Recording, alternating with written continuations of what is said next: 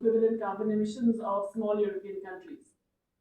So these are really serious inequalities because the places that are affected environmentally by this are not those that are benefiting from this. And in fact, in general, the new push for, if you like, the reliance on data and therefore on very large servers is one that is massively expanding not only inequalities within countries but between countries. Because the big beneficiaries are all really large, the big, large multinational data companies. And they are not situated in India. They are situated abroad. I mean, it's not that people in the US and Europe are necessarily benefiting either.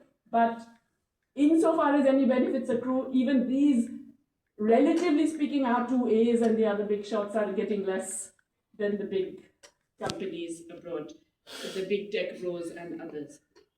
So the next form of inequality actually is the inequality between capitals, which is something really quite dramatic over the last 2 decades.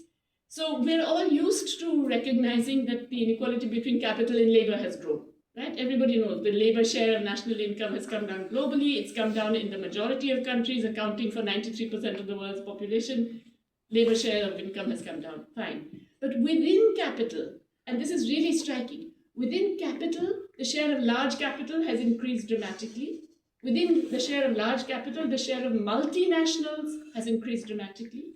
Within the share of multinationals, the share of US multinationals now accounts for 80% of the profits.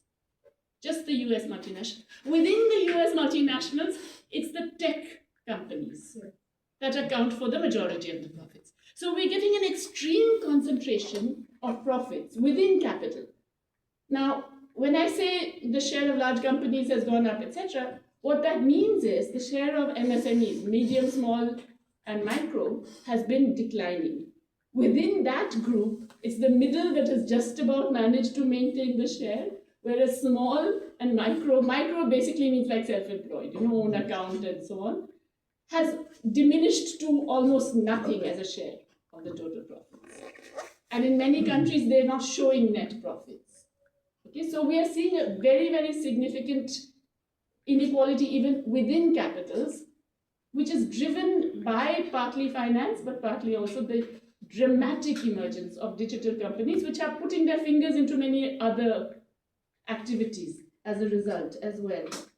Now, with these inequalities comes also the inequality of power. Yeah, and that's kind of obvious. We have the wealthiest people in the world now who have wealth. I was involved in a report in which we said, the world will expect its next trillionaire within a decade, and we're so outdated already. We wrote this report in 3 months, 2 months, and at the end of the report already, Mr. Musk is about to become a trillionaire. So it's the rapidity with which extreme wealth is increasing is quite remarkable. But because of that strange combination of, if you like, this sort of global economic territory, the dramatic concentration of wealth among the 0.00001% and the power that now enables, we are seeing, I believe, the greatest concentration of wealth and power in human history. I mean, it's absolutely extraordinary, the extent to which this has happened. And of course, when you have massive power, you are therefore able to influence regulatory structures, laws, government policies, etc. You more or less game the system to suit yourself. I mean, Apar mentioned some of this, Usha has been talking about this, it's there in the introduction that Chandru largely wrote, let me emphasize. And so that power to influence regulatory structures is another way in which these inequalities have been growing dramatically. The regulatory structures themselves add to inequality, to concentration. They, if you like, they create these vicious cycles of further and further concentration, particularly at the top. And the focus, I really think, has to be on the top because it's that which is generating the fragility at the bottom, if you see what I mean. And that's which is disabling the possibility of having, let's say, proper labor rights, proper rights for small-scale producers, proper rights for farmers, etc., you name it.